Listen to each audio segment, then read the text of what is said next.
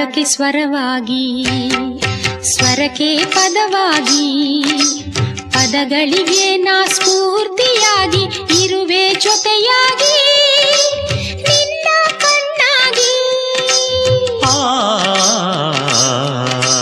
ರಾಗಕ್ಕೆ ಸ್ವರವಾಗಿ, ಸ್ವರಕ್ಕೆ ಪದವಾಗಿ, ಪದಗಳಿಗೆ ನಾ ಸ್ಫೂರ್ತಿಯಾಗಿ